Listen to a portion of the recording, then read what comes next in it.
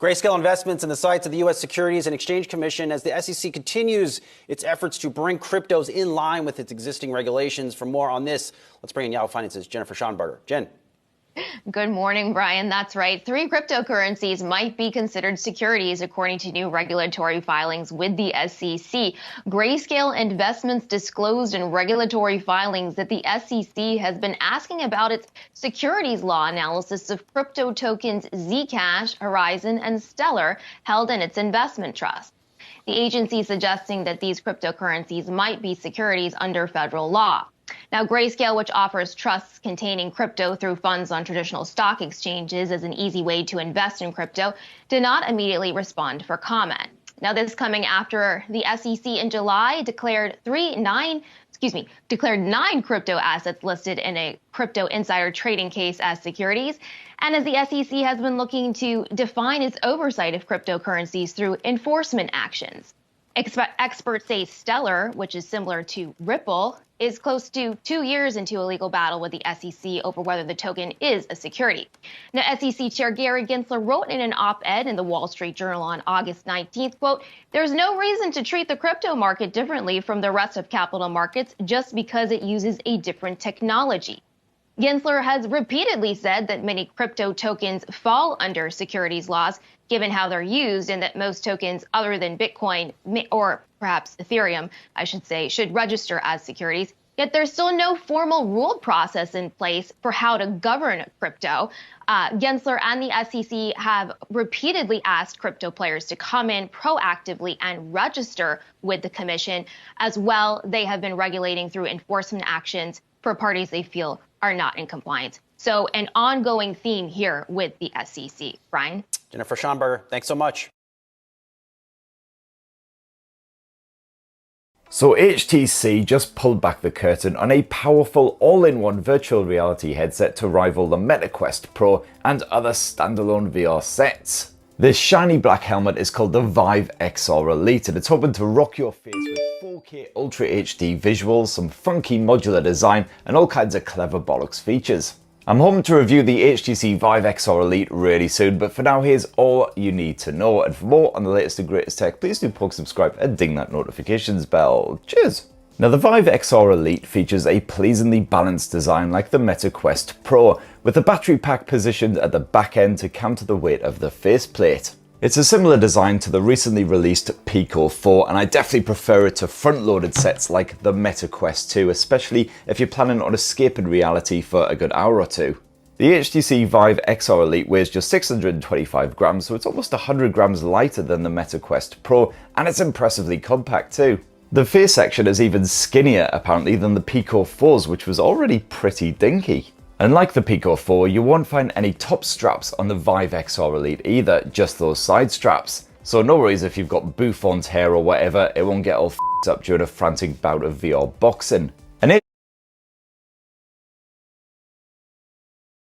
The NFT gaming sector is absolutely booming right now. There's no other way to look at it. The biggest and most profitable projects out of the crypto space are all centered around the blockchain gaming experience. But as we begin to usher in the next generation of blockchain protocols, we are starting to see some important considerations that the GameStation team has already taken into account. Important considerations that are set to propel GameStation to reach new heights. Welcome back to Crypto Parfait. My name is Cameron, and I'll be your host for today. I live, eat, and breathe crypto. We'll be using this opportunity today to cover one of the most exciting projects to come out of the decentralized space, with a full launch around the corner. There's no better time to get actively involved in the GameStation project, an all-encompassing gaming-related protocol that is set to radically innovate and develop the crypto gaming world. Before we get into our deep dive, I'd like to remind you that the contents of this video are purely for educational purposes only. This is not financial advice. Please do your own research and due diligence before making any sort of investment decisions.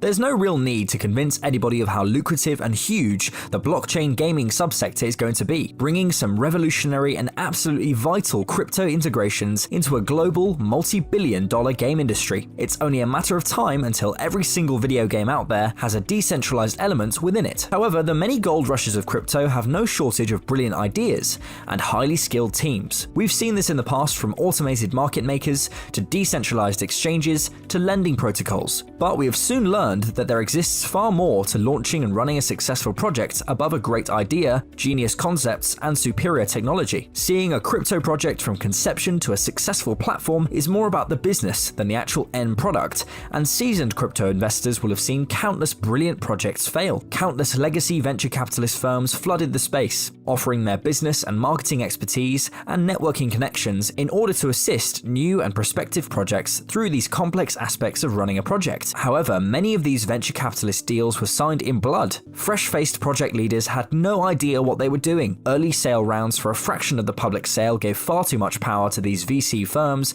that could just dump their holdings on launch. They had no attachment to the projects and left the actual community in a weakened state. This led to the birth of the launchpad sector. The world of crypto is all about economic empowerment. It's about giving strength to individual and retail investors, giving them a voice and the financial freedom to do whatever they want with their assets. Launchpads enable potential investors to directly invest in projects that they find attractive at an extremely early stage, allowing them to get involved and show their support for the future of the space. Some of the biggest projects in recent times have been launchpads, projects such as BSC Pad, Polka Starter, and Radium, to name a few. GameStation is a truly decentralized multi-chain gaming launchpad and marketplace, an evolution of the launchpad that looks to improve and innovate on some of the major shortcomings across the sector. Although the gaming space is rapidly emerging across crypto, there are many glaring issues that leave most involved at a serious disadvantage. The traditional gaming sector is a seriously monopolized space, with the largest and most powerful development and publishing companies actually bullying and coercing many smaller teams towards their vision of the future. As a developer, launching a game is incredibly difficult, expensive, and time-consuming. Heavy pressure from these huge monopolized giants does not make the gaming sector very friendly for smaller and newer teams. These legacy systems have a serious power swing towards these huge corporate entities that have little to no care about the actual end product or user experience. Gamers have literally no voice or say over the actual game they play and the assets they pay for. As of now, gamers around the planet are spending billions of purchasing in-game assets that aren't truly their own. Crypto and NFTs aim to change that entirely. Management is another serious issue with the gaming sector. As we slowly begin to see the growth of the esports sector, we are seeing more and more support and mainstream interest in video games. We are seeing Fortnite and Counter-Strike and Call of Duty tournaments with prize pools in the millions. Players flying from across the planet in order to participate in international tournaments. But these tournament structures are controlled and run by these huge enterprises that really have little to no idea as to what is needed to truly help grow an esports scene. And gamers will tell you that a legitimate esports scene will attract a lot of new players into the gaming ecosystem and guarantee a lot of players for a very long time. Their